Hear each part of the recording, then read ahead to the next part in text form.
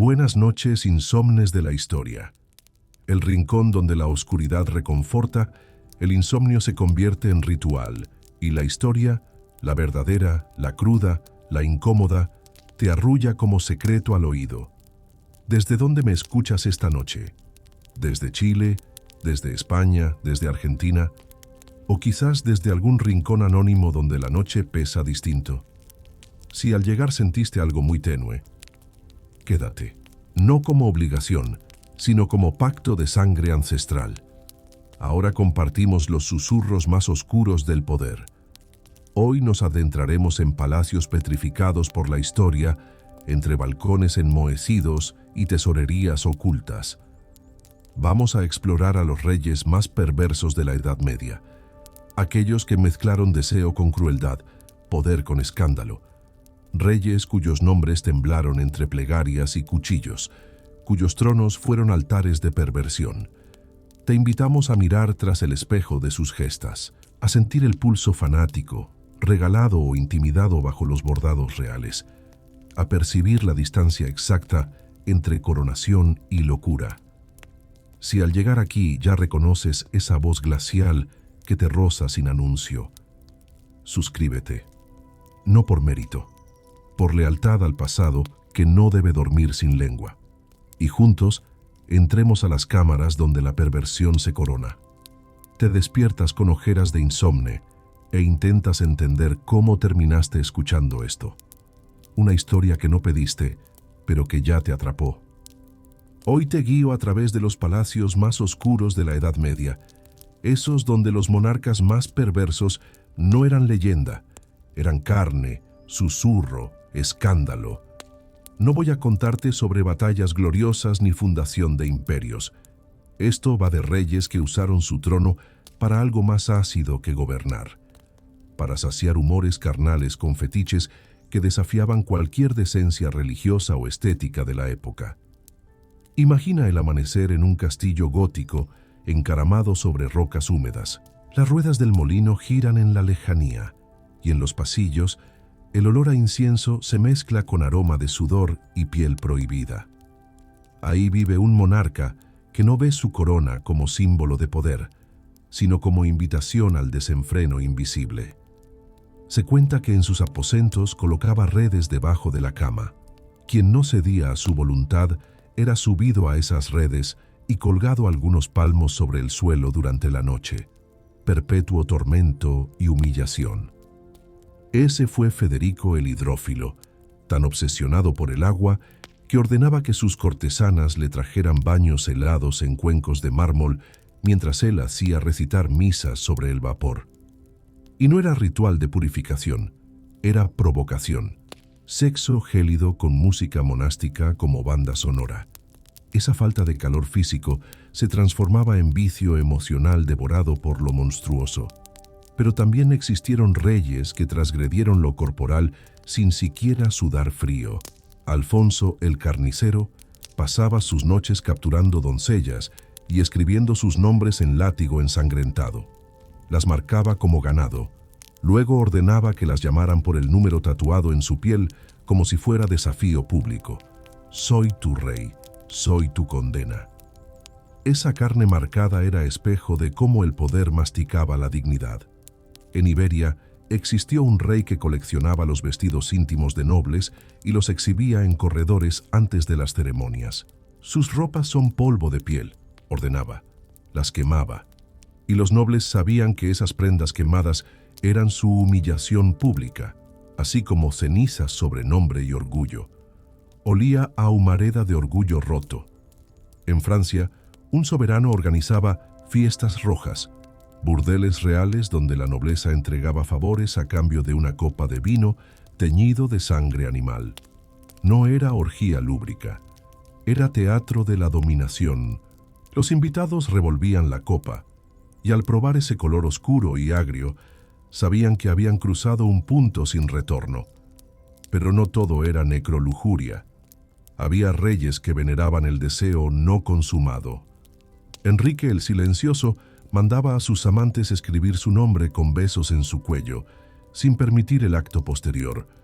Un beso era bastante tragedia, decía él. un resto de fuego que tocaba secreto. Rompía el cuerpo sin romper la carne. Estos no fueron exaltados por héroe de saga, sino silenciados por cronistas atormentados.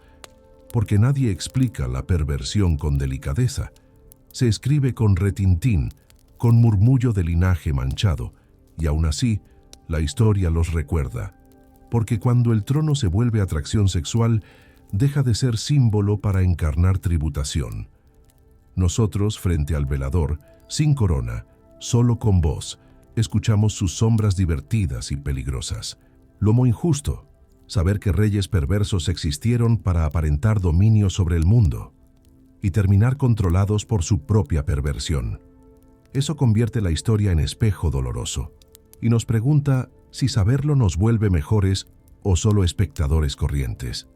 Si este trazo te escupió su calor, ya cumplí mi promesa.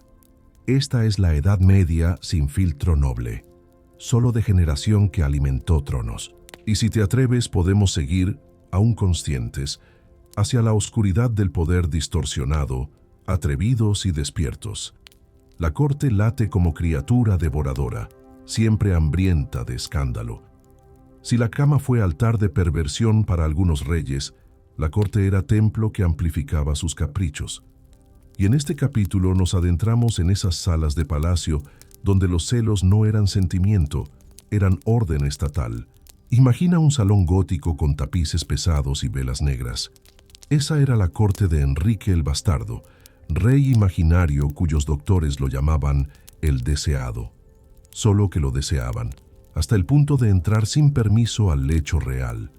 Enorme harem oficial, decía el edicto secreto, donde cada miembro debía reportar su actitud funcional semanal como contribución al imperio. Si fallaban, recibían algo más que reproches.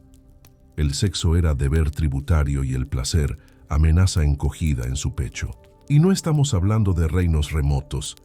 En Inglaterra, Ricardo II, el borde, apodo que no tenía nada de afecto, se rodeaba de cosplayers restrictivos. En su cámara real, solo permitía que sus amantes ingresaran vestidos de mármol o pastoral virginal, para que su deseo se alimentase de la frialdad y el tabú. Su orgasmo era silencio escaso, su perversión, pura abstracción escultórica. En los Alpes, un príncipe mantenía un cuervo entrenado para posarse sobre la cama de su amante. Si ella se entregaba, el cuervo graznaba. Si no, la figura alada se tragaba su palabra con ráfaga hostil. Así valoraba su sumisión. No había palabra más aguda que el graznido de un ave entrenada como verdugo. En la península itálica existió un duque cuyo puente colgante natural servía de elección para amantes. Si te posabas en el medio con pasión visible, recibías título nobiliario. Si no, debías caerte, así lo dictaba él, con semblante de mármol decapitado. Se llamaba Ludovico el Incaudado. Su perversión consistía en usar el deseo como cárcel, pero no toda perversión venía con ladridos o puentes. Francisco I de Borgoña reescribió el mapa de la lujuria con un tratado de posturas. Lo escribió en manuscrito iluminado, con tinta tan negra como tinta regia. Cada ilustración detallaba posiciones eróticas según estaciones. Invierno, postura encalorada junto al fuego. Verano, posturas de brisa nocturna. Su tratado sobrevivió. Y aún hoy, si lo hojeas, sientes el tacto de esas posturas como derrota inmediata. Hablemos del este. El zar Nóvgorod entregaba ostracismo íntimo. Exiliaba amantes que solo abusaban de su cuerpo sin amor. Las encerraba en jaulas de madera bajo el sol. Tortura sexual disfrazada de justicia matrimonial.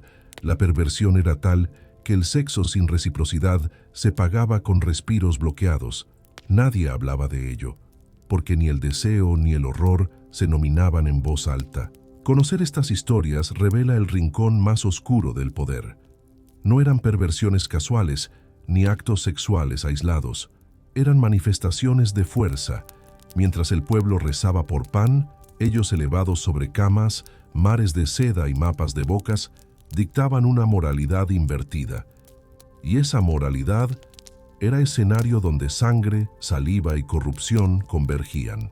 Y tú que me escuchas desde España, desde Chile, desde Argentina o desde cualquiera de nuestros espacios insomnes, si sentiste que tu cuerpo se tensó al seguir leyendo, no te culpes. Eso es memoria encendida. Eso es economía de límites quebrados. Seguiremos, sí, pero ya sabremos que entre esas paredes de piedra respira el más implacable de los placeres, el que nunca tuvo espejo. Y si aún respiramos después de nombrarlo, significa que la perversión quedó expuesta, no en un libro, sino en nuestros temblores. La perversión no es sonrisa apenas torcida, ni murmullo tras cortina, es arquitectónica, revestida de poder y risa contenida. Esa arquitectura íntima la erigían varios reyes medievales, cada uno construyendo su santuario privado en la carne del reino. En esta tercera etapa de nuestra travesía, exploraremos cómo el deseo desbordado fue herramienta, acompañante y hambre monárquica. Empecemos con un rey francés cuyo nombre no se pronuncia en voz alta por vergüenza regional, llamado Guillermo el Oso, además del apodo. Tenía reputación de bestia insaciable. No concedía favores sin que su amante hubiera pasado primero una prueba que consistía en correr desnuda por el patio central de la corte mientras él la observaba en silencio absoluto. No era burla, era decreto. Y si la luna la veía temblar, era señal de piedad frágil. Si corría con orgullo, su fortuna cambiaría. Esa perversión no inventaba cuerpo, lo medía. El Imperio Otomano no escapó a esa lógica. Lealtano, un sultán de quien pocos hablan, tenía una costumbre que desborda atavismo. Mantenía una habitación especial llena solamente de fragmentos de piel humana embalsamada en aceites aromáticos. Se decía que inhalar ese perfume te enseñaba el sabor del deseo y del tabú. No era necrofilia, era política de olfato. Su corte se abrazó en silencio. Él solo respiraba su propia fantasía junto a su harén cautivo. En los ducados italianos existía un monarca que usaba el arte como excusa para desenfreno. Organizaba veladas en las que pintores desnudos retrataban a doncellas con forma de diosas ausentes, musa erótica y formal catalogada como etérea. Pero luego esos cuadros se exhibían en escaparates decorados con espinas. Era perversión doble, el deseo que se sostiene y la forma que hiere. Pero no todos eran exposición. Algunos reyes articulaban perversiones más cotidianas o quiméricas. Enrique el Desviador tenía un invento absoluto. Colocaba trampas de sonido bajo su lecho. Cada vez que su esposa se movía durante la noche, caía una campanilla fina y sagrada que lo despertaba, pero con el aviso de su pecado imposible. La perversión no residía en el cuerpo, sino en la culpa. Era ingenio punitivo. En Rusia, Iván el Desgarrador, apodo que ya lo dice todo, tenía un jardín privado donde cultivaba rosas negras, pétalos de seda oscura que usaba como almohada. Se cuenta que los amasijos de almohadas negras estaban impregnados del aliento de una cortesana exclusiva, muerta 6 años antes. Dormir sobre esa lila era, en su ritual privado, un acto de necrodevoción y deseo singular. El poder también apelaba al humor perverso.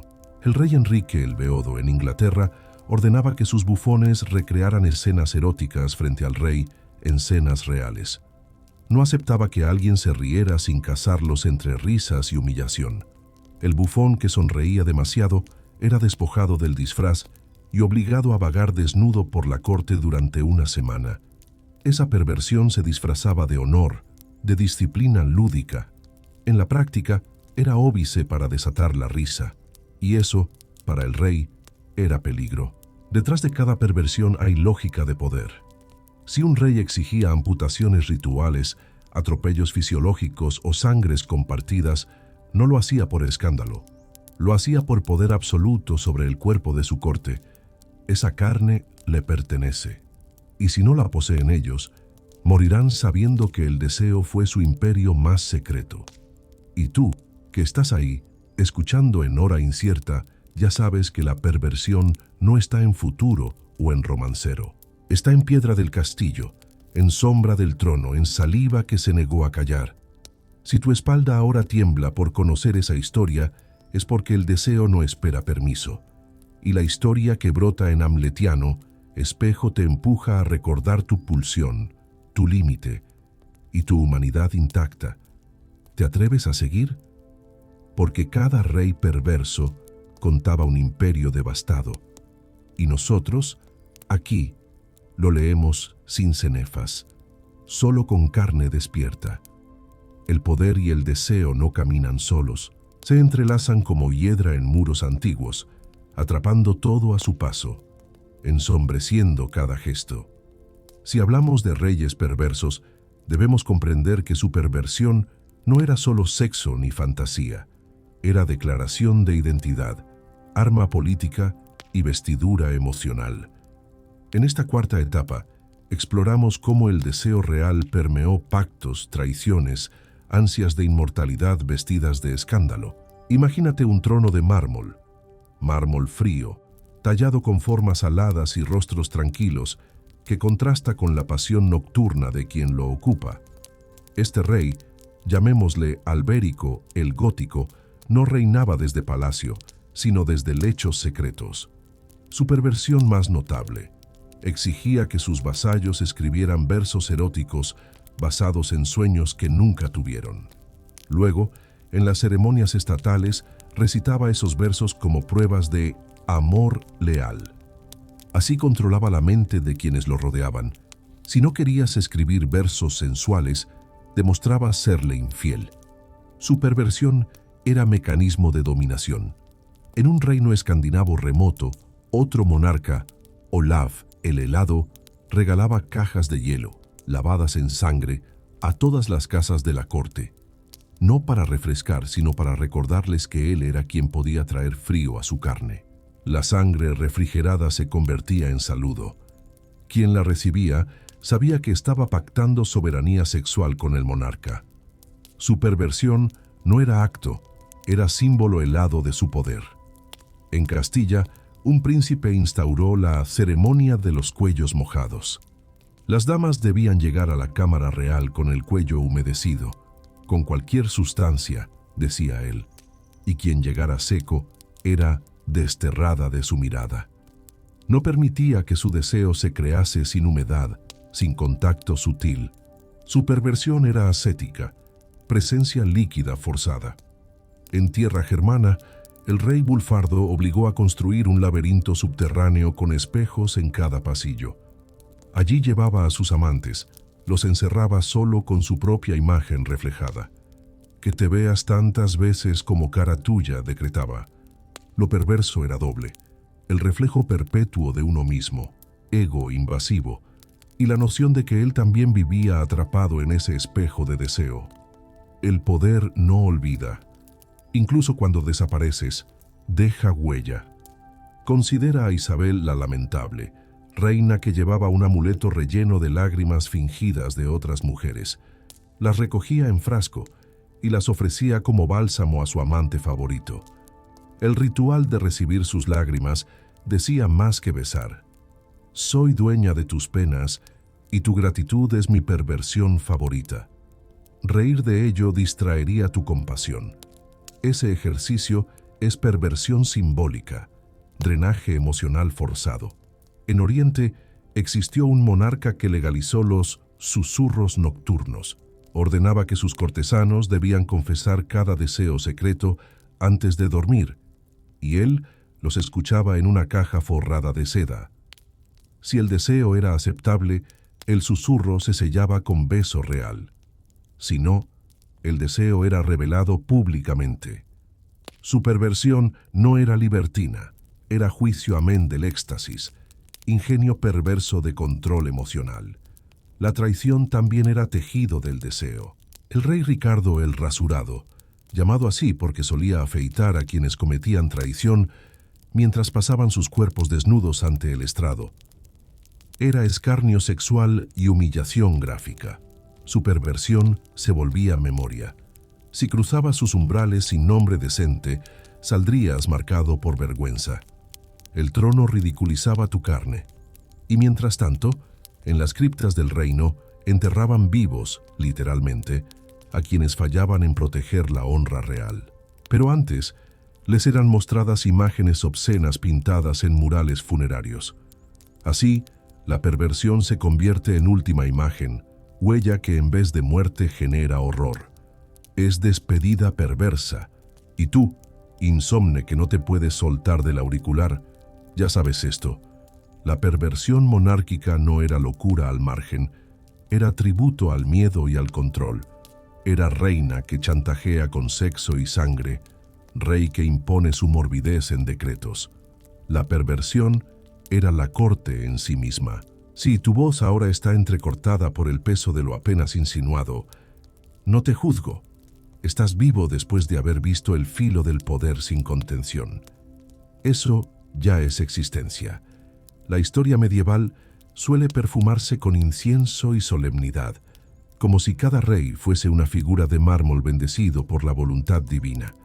Pero esa imagen se quiebra cuando uno se asoma a las habitaciones cerradas, a los pasadizos susurrantes y a los secretos cubiertos por cortinas pesadas. Porque no todos los reyes se conformaron con gobernar. Algunos desearon poseer, otros devorar, y unos cuantos arrastrar el poder hasta convertirlo en un ritual de deseo, exceso y perversión. Uno de los casos más brutales fue el de Pedro I de Castilla, apodado el Cruel o el Justiciero, dependiendo de quién lo recuerde.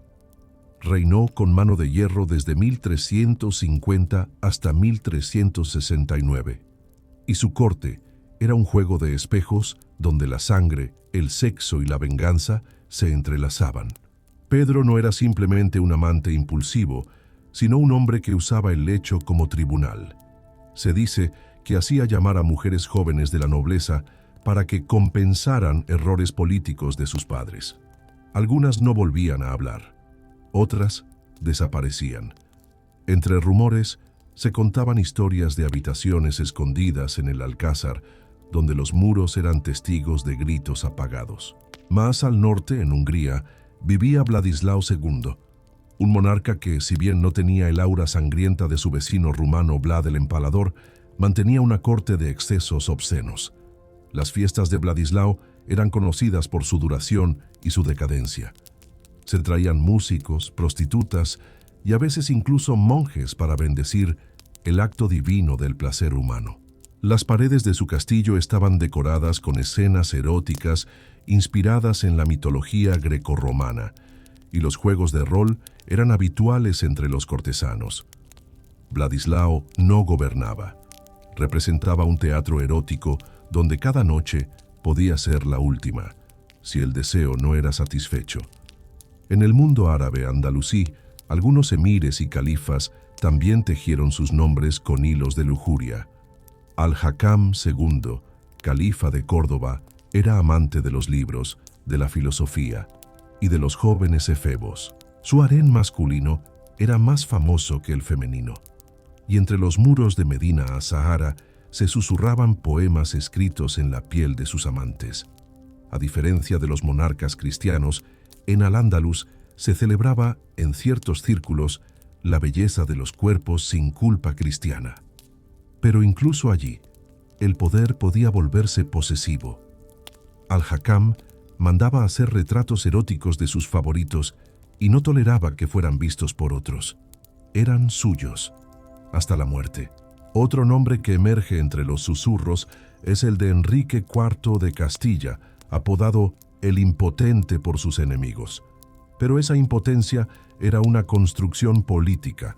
Se decía que Enrique tenía prácticas sexuales inusuales, que prefería observar a participar, y que sus relaciones eran más teatrales que físicas.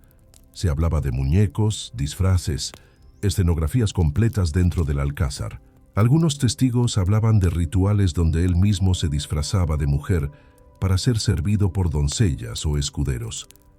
La corte murmuraba, pero nadie lo enfrentaba, porque el deseo, en manos de un rey, no era locura, era mandato. En Escocia, el rey Jaime VI tenía una predilección inconfesable por los muchachos jóvenes de su corte.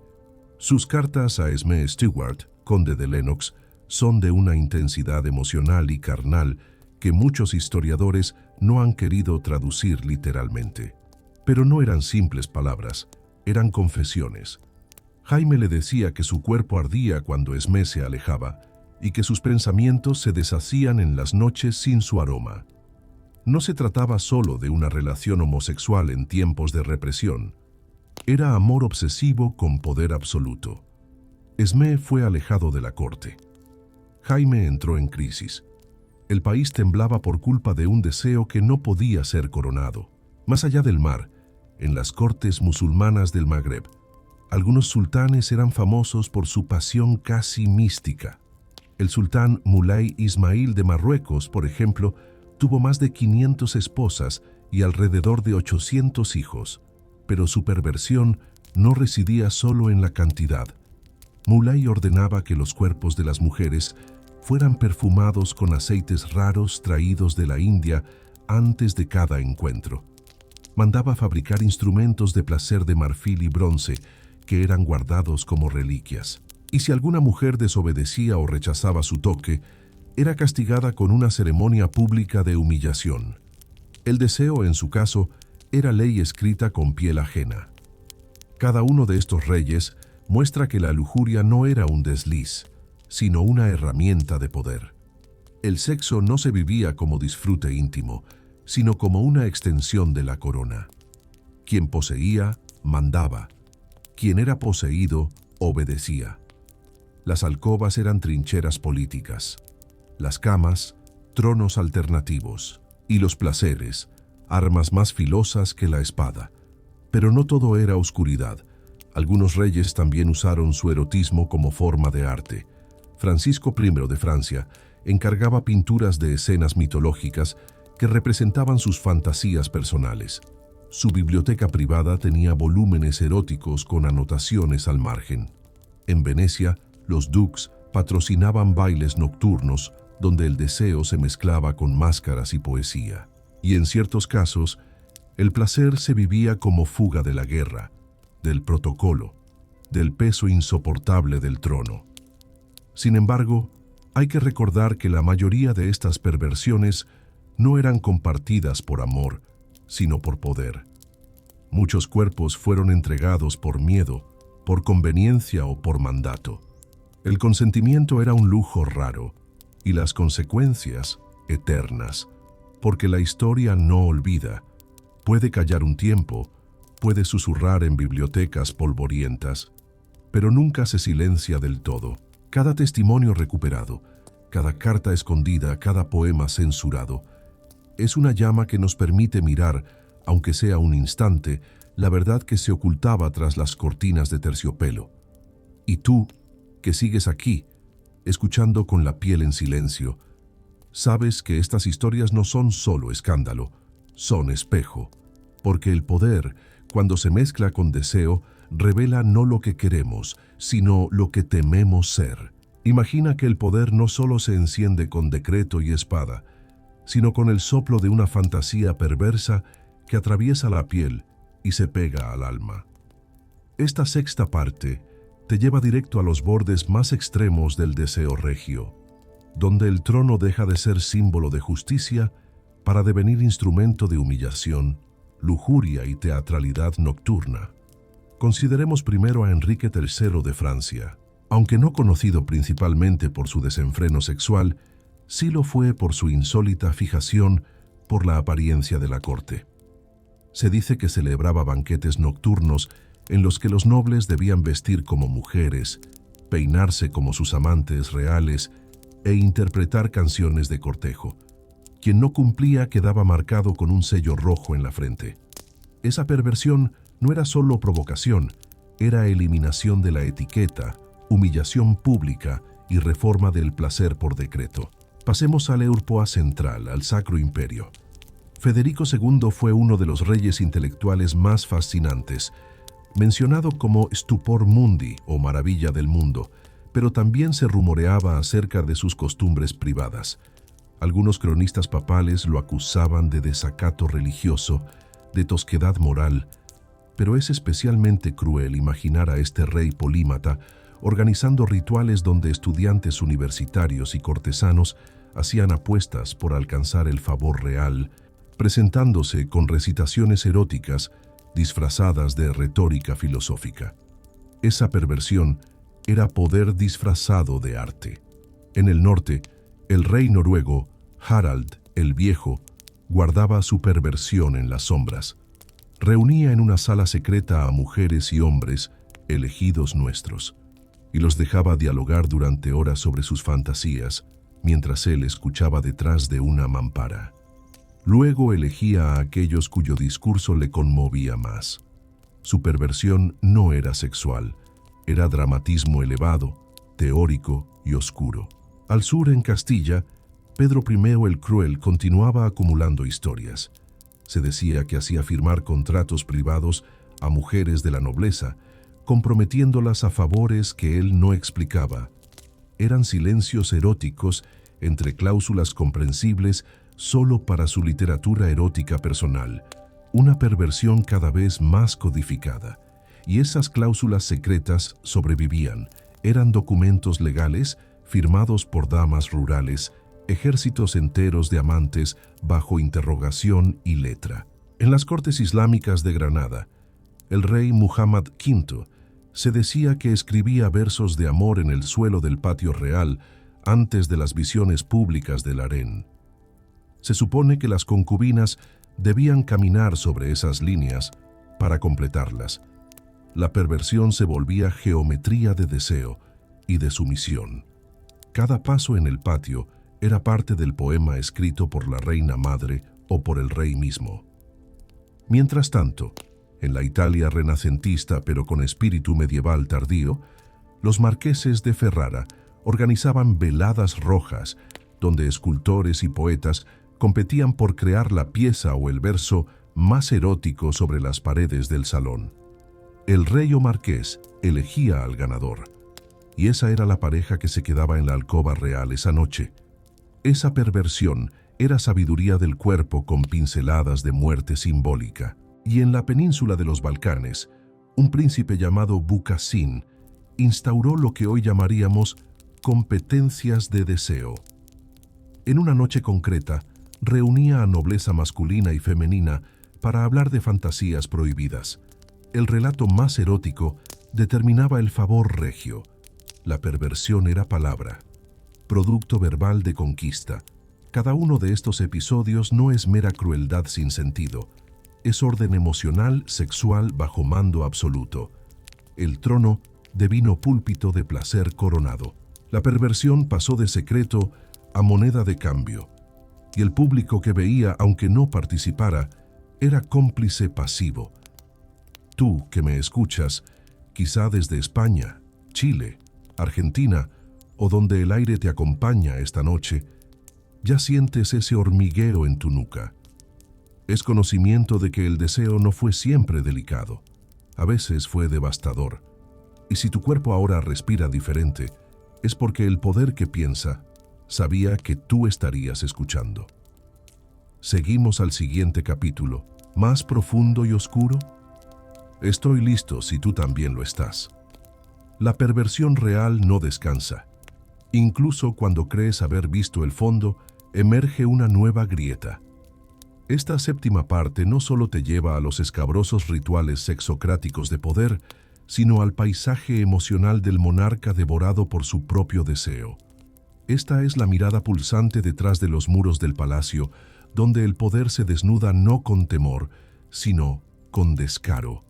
Imagina que estás solo en la penumbra del salón del trono. El fuego parpadea y el eco es tu única compañía. De pronto, el monarca aparece, no con cetro, sino con mirada que alienta tus fantasías más subversivas.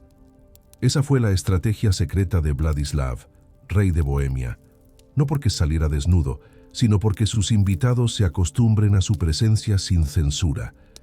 Vestía solo gabán abierto y sable al cinto. Su perversión no era sexual directa, sino provocativa, invitación a desconfiar de la ropa, a cuestionar el pudor.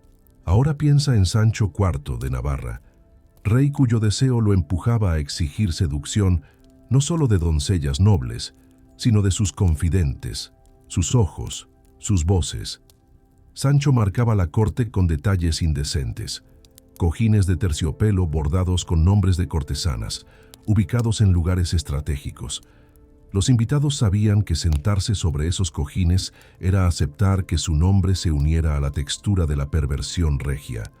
No había conspiración, solo aviso. Su perversión era mueca íntima convertida en escultura pública. En Normandía, el conde Godofredo II creó una cámara secreta en su castillo con paredes cubiertas de espejos ahumados. Invitaba a nobles masculinos a discutir geopolítica en esa habitación. Mientras hablaban, se reflejaban abiertamente pero deformados. Era perversión de poder visual, debate político que desembocaba en trastorno psicológico. Aquellos nobles recordaban la conversación, pero también el deseo capturado, como si los espejos les robaran alma y les devolvieran deseo. Mientras tanto, en el reino de Inglaterra, Enrique II construyó una sala de agua caliente solo para escuchar confesiones nocturnas de sus amantes. «Tu secreto es agua», decía, y pedía que se mojara su vestido frente a él. Si no se mojaba, era signo de traición. Esa perversión vinculaba la culpa al contacto húmedo. Un instante líquido y condenatorio, más poderoso que cualquier palabra. Siempre hay casos legendarios. Federico Barbarroja ordenaba que sus amantes dejaran una marca en su brazo con el dorso de la daga antes del fugaz acto de deseo. No era sangre, era señal, marca de que habían sido elegidas. Esa perversión era pedigrí humano tatuado por el poder. En la península de Oriente, los sultanes otomano-mamelucos construían jardines secretos donde cada árbol correspondía a una concubina favorita. Quien recogía una flor debía recitar una fantasía sin violencia. Era perversión vegetativa, deseo conservado como herbario íntimo. Algunos reyes creían que el amor era flor que doblaba la voluntad del cuerpo y lo registraban con botánica erótica. Mientras tanto, en Hungría, el rey Bela IV, aunque no es el estándar de élite sexual, mantuvo un protocolo curioso. Solo permitía ver a su amante si ésta traía colgada del cuello la llave de su jardín privado. Si olvidaba la llave, no entraba. Esa perversión es logística del deseo. ¿Qué hay detrás de estas fantasías? ¿Solo lujuria descontrolada o estrategia política maquillada? La perversión real no es solo carne, es ideología. Cada acto pervertido era confirmación de que el rey podía dictar deseo, que el cuerpo ajeno le pertenecía, que su palabra era pivote de placer y dominio. Eso refleja una moral que hierve bajo el título real. Y tú, escucha, si tu respiración ha cambiado y sientes calor en la espalda, no te asustes, estás vivo con todo lo que acabo de narrar. La perversión, al ser nombrada, no asesina, desnuda. Y lo que ahora late en ti en contrarréplica, recuerda que la humanidad no solo es deber, también es defensa. La perversión regia no solo se limita a fantasías nocturnas, es un sistema de control que humidifica el poder con placer secreto, lodo consagrado y secretos compartidos. En esta octava etapa vamos a observar cómo ese desborde sexual fue también fruto de estrategia, y cómo muchas veces quien se dice casto llega a ser más oscuro. Empecemos en una pequeña corte del norte de Italia, donde el conde Renaldo Beito, apodado el Perverso, ordenaba que sus sirvientas llevaran pañuelos impregnados con su sudor durante la misa dominical. Quien se sentía mareada o tocada por ese aroma debía caminar una vuelta en silencio alrededor del altar. No era penitencia, era prueba de lealtad. Su perversión usaba el olor corporal como ceremonia pública de sometimiento emocional, una forma de invadir cuerpos sin tocar carne. En la península ibérica, el rey Alfonso X de Castilla, nombrado el Sabio, legó tratados de astronomía, los 7 partidas de derecho y también varios poemas eróticos, escritos en latín oscuro y circulados en círculos secretos. En esos versos describía el sabor del vientre como fruta prohibida, la garganta como fuente de serpientes y el sexo como alianza entre astros. Era perversión que atravesaba la mente. Todo en su corte sabía que las estrellas tenían menos misterio que sus deseos, más despiadados que su melancolía cortesana. Al otro lado del Mediterráneo, en Sicilia, el rey Roger II establecía fiestas de espejos rotos, lo que hoy llamaríamos batallas de erotismo público. Invitaba a filósofas y poetas, hombres y mujeres, a bailar adentro de un salón lleno de espejos fracturados, desnudos a la velocidad que marcaba una campana sin detenerse nunca. Esa perversión era un laberinto visual, cuerpos multiplicados y fragmentados, deseo que se expande y se resquebraja, reflejo ahora aliado, ahora amenaza. La desnudez era solo presentación, la perversión era ese resplandor desquebrajado. En la isla de Chipre, el rey Hugo IV ordenaba construir un jardín de frutas tardías, aquellas consideradas afrodisíacas, alrededor de su alcoba. Dormía rodeado de higos derramados, cerezas herméticas y membrillos roídos por una humedad sospechosa. Se decía que en esa atmósfera su visión se ensombrecía y el sexo era ritual nocturno de la cosecha prohibida. La perversión era frutal, palpar el deseo cubierto de madera y licor incipiente. En Alemania, el duque Alberto IV organizaba cacerías nocturnas, no para cazar ciervos, sino siluetas que escapaban por los bosques. Se vestía con capa negra y antifaz, seguido por perros entrenados para perseguir sombras, y entre esas correrías hallaba figuras solitarias dispuestas a seguirlo en sueños insurrectos. Era perversión cinemática, deseo envuelto en carrera, furia, bruma. Un poco más al este, en Hungría, el príncipe Sigismundo V fue famoso por su perversión de guardar las cartas de amor que sus amantes le enviaban y luego quemarlas para que el calor de la lectura fugaz quedara intacto en sus dedos. Decía que el fuego retenía el sabor del beso, la velocidad del cuerpo que se ofrecía. Esa perversión era inolvidable, el deseo que muere encendido y florece en la memoria. En Bizancio, el emperador Alejo I Comneno, con fama de guerrero más que libertino, incluía eritrea, una droga del deseo, en los banquetes imperiales. Se decía que quien la probaba caía en sensualidad y revelaba secretos mediados por la lujuria. En ese palacio, los conspiradores más hábiles no eran quienes conspiraban con espada, sino quienes negociaban con mirada sugestiva mientras la corte del Suggests comía. En el norte de África, el califa almohade Abu Yusuf reclamaba que el perfume es sagrado. Sus favoritas se untaban con aceite y especias antes de su llegada. El perfume era su revelación ritual. La mujer perfumada, amuleto de su placer. Y si alguien se atrevía a desobedecer esa liturgia aromática, pagaba nunca con muerte, sino con oscuridad. Se la recluía en cámara, sin luz ni perfume. Ese juego era perversión olfativa, poder inhalado, conciencia invadida. Y mientras tanto, tú sigues ahí, escuchando con la respiración tenue, el corazón aumentándole ritmo. Porque la perversión real no es sometimiento lánguido, es infección lenta. Y si aún respiras tras todo esto, es señal de que la distancia entre tu mundo y ese no está intacta, solo adormecida. Las paredes de piedra no siempre son frías. Algunas, en cambio, sudan, no por el calor, sino por lo que han visto. En los castillos donde el poder y la lujuria se cruzaban sin pedir permiso, los muros aprendieron a guardar secretos viscosos. Aquí, en este rincón ya olvidado de la Edad Media, seguimos desenterrando a los reyes que no conocieron el límite, cuyas coronas estaban tan manchadas de oro como de deseo. Y si pensabas que habíamos visto lo peor, es porque aún no hemos entrado en sus cámaras privadas. La figura del rey no era solo la de un soberano político, era, en muchos casos, un dios encarnado, un semidivino con poder absoluto sobre la vida y el cuerpo de sus súbditos. Esa visión no solo habilitaba guerras y conquistas, sino también placeres impunes. Y los placeres en la Edad Media no eran siempre dulces, eran muchas veces brutales, simbólicos, ceremoniales. La perversión no era accidente, era performance de poder.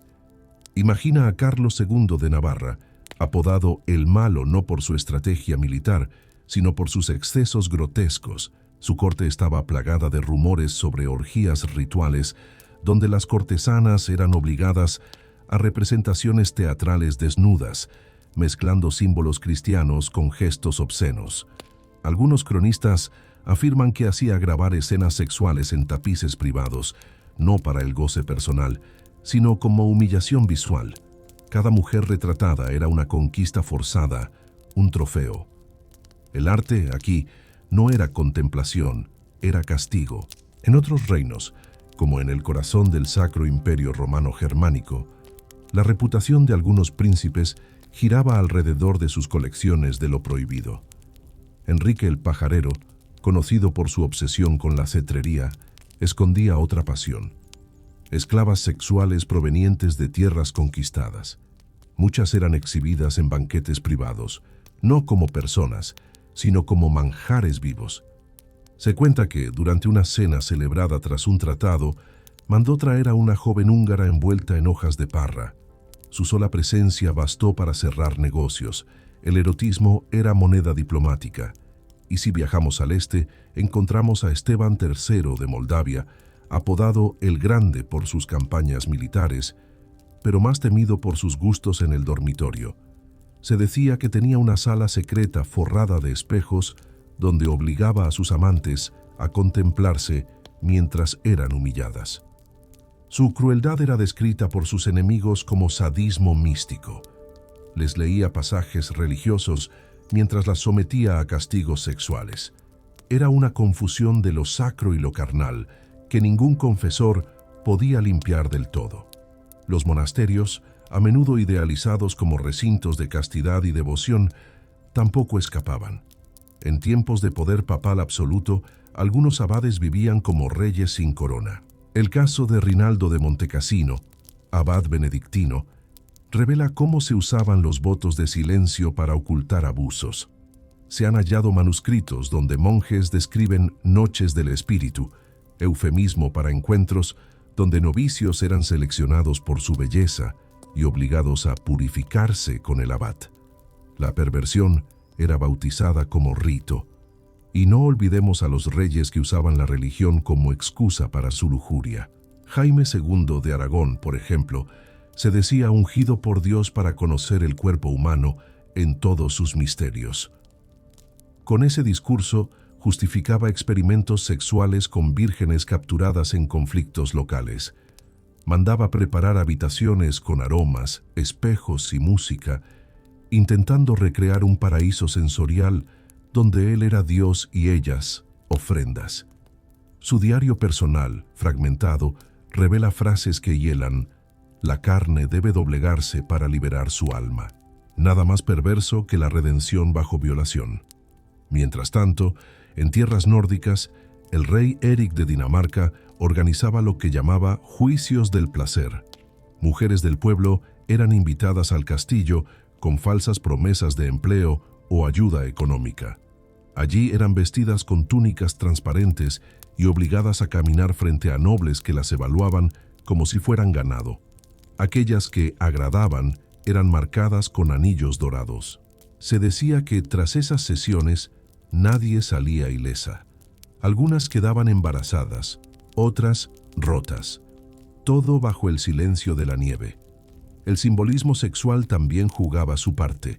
El uso de bastones reales tallados con figuras fálicas, camas con cabezales en forma de vulvas abiertas o inclusive copas de vino esculpidas con escenas eróticas. Todo era parte del escenario. La perversión no era solo acto, era escenografía. La corte debía recordar a cada instante que el rey no solo poseía tierras, sino también cuerpos. Y así llegamos a la leyenda negra de Ladislao I de Hungría, cuya obsesión por la virginidad rozaba la necrofilia. Cazaba mujeres puras, las encerraba en criptas perfumadas y solo las visitaba cuando estaban dormidas o drogadas. Su paranoia sobre la contaminación moral lo llevó a crear un culto secreto donde solo se admitían mujeres sin menstruación. Las llamaba los vasos intactos del Señor. No hay oración suficiente para limpiar esa mancha. Algunos reyes intentaban borrar sus huellas con caridad pública. Donaban a orfanatos, fundaban iglesias o patrocinaban manuscritos religiosos. Pero en sus alcobas, las sombras eran más largas que las columnas de mármol. Las confesiones privadas a menudo eran su única redención. El sacerdote escuchaba, lloraba y callaba. Porque el rey podía pecar, pero no podía ser juzgado. El juicio quedaba para después de la muerte, y muchos esperaban que el infierno fuera al menos más justo que la corte. Hay algo profundamente inquietante en cómo el deseo se transforma cuando se une con el poder. No es el goce lo que deforma al rey, sino la certeza de impunidad, saber que nadie lo detendrá, saber que las lágrimas de la víctima serán vistas como obediencia y no como horror. Ese saber pervierte más que el acto mismo. El abuso, en la Edad Media, no era un secreto, era una estructura. Y aún así, las crónicas oficiales callaban. Los monjes copistas omitían lo que no podían entender. Las familias nobles pagaban para que el escándalo muriera entre velas. Pero la carne recuerda. Los ecos quedan en cartas perdidas, en objetos encontrados, en pinturas borradas a medias. La historia, esa tan pulida y solemne, ha sido, durante siglos, cómplice del olvido. Por eso hoy la rescatamos, no por morbo, sino por justicia. Porque detrás de cada título glorioso, de cada retrato con corona, hubo cuerpos temblando. Hubo habitaciones donde el poder se desnudaba y la humanidad se perdía. Y aunque no podamos corregir lo hecho, sí podemos mirar con los ojos abiertos. Mirar y no olvidar. Cuando el placer y el poder se fusionan sin límites, dejan cráteres profundos en la historia. Acá no abundarán batallas épicas ni discursos apasionados. Hablaremos de lo que no se construyó. Dinastías desaparecidas, linajes que se rompieron con la fuerza de un deseo desmedido y la furia insaciable de reyes que, al gobernar sus cuerpos primero, perdieron todo lo demás. Empecemos por Andrónicos I Comnenos, el usurpador bizantino que encarnó la infamia en la corte de Constantinopla. Este emperador atravesó el imperio con sangre, asesinó a su sobrino Alexio II, ejecutó a opositores y traicionó a su propia casa. Pero los rumores lo calificaban por algo más, por su perversión incestuosa con su sobrina Eudoquia. El escándalo fue tal que sus familiares intentaron matarlo, encerrándolo en una tienda desguarnecida. Él escapó cortando un agujero con su propia espada. Esa huida no fue solo física, sino también simbólica, la afirmación de un poder que mancilla la norma familiar. Fue depuesto y linchado por la calle, símbolo final de la ruina que su perversión generó. Cruce el mar hasta Castilla, y nos encontramos con Pedro I el Cruel, también llamado el Justiciero. Gobernó con mano de hierro entre 1350 y 1369, marcado por asesinatos masivos, exilio y una moralidad oscura. Fue excomulgado por sus persecuciones contra el clero, y su reinado terminó en sangrienta guerra civil. Su legado no es victoria, es fragmentación. Y en la península vecina, Pedro I de Portugal protagonizó una de las historias más dramáticas y tortuosas del amor real. Apasionado por Inés de Castro, enfrentó la ira de su padre al conocer su amor prohibido. Tras la decapitación de ella, el rey Pedro desató una venganza tan feroz que desgarró el reino. Luego, según la leyenda, obligó a besar la mano embalsamada de su amada y la coronó en muerte, enfrentándose incluso a la cruda lógica de corte. Su lujuria desató guerras fratricidas, desintegró alianzas y alimentó el mito. Estos son solo ejemplos trágicos. Cuando el deseo regia se impone sin freno, la ley real se vuelve escándalo público y el legado se convierte en ruinas, dinastías enteras sangradamente demolidas por reyes que usaron la carne como cetro y el pecado como imperio. Pero tú que lees esto desde tu noche sin corona, Sientes aún la temperatura de esa sangre real. Esa memoria tuya late con consonancia ancestral. Eres digno de escarbar en este pasado incómodo, porque no somos solo espectadores, somos testigos, y eso tiene poder. Ahora que la noche avanza fuera de este cuarto silencioso, y tú llevas las manos sobre el cuerpo, respirando y aún vivo, eres, de forma silenciosa, parte de una memoria olvidada. Has caminado con la historia por pasillos palaciegos, donde el poder se bebía con labios rotos de deseo y humillación. Has conocido reyes que no buscaban gloria, sino la caricia más prohibida. Has oído cómo la lujuria real pudo incendiar dinastías y desgarrar reinos. Has visto que el trono a veces es solo pedestal de perversión, pero ha valido la pena, porque mirar el pasado con los ojos oscuros de la noche te da curiosidad. Ya no eres el ciudadano indiferente. Ya no puedes fingir que nunca hubo tanta carne quemada bajo la corona. Al contrario, has oído el lamento bajo la risa del poder. Has sentido que cada escándalo real abre una grieta en la historia donde la luz entra apenas, filtrada por sangre y lengua. Esta historia que acabamos de recorrer no es un teatro antiguo, es advertencia. No para que juzgues esos siglos ni te eximas por ser moderno, sino para recordar que detrás de cada decreto, de cada arenga, de cada ancestral autoridad, hay cuerpo, hay deseo. Y ese deseo nunca deja de reclamar su voz. A veces se calla por miedo, otras lo disfrazan de fe. Pero siempre está ahí, vibrando, recordando que somos carne con memoria. Así que si este episodio te despertó escalofrío o te alistó carga incómoda de conciencia, considéralo regalo. No para que te avergüences del pasado, sino para que observes tu propia sed con confesión. La perversión no es solo para shaming, es para reconocer límites, para trazar compasión, para agradecer que no fuimos nosotros. Buenas noches, insomnes de la historia. Que estos susurros te acompañen suave, que el silencio no sea apagón, sino espacio donde estrellas antiguas brillan en tu piel. Y recuerda, el poder que no se controla deviene lujuria, pero tú en tu cama de ahora has desplegado otro poder, rescatar la memoria.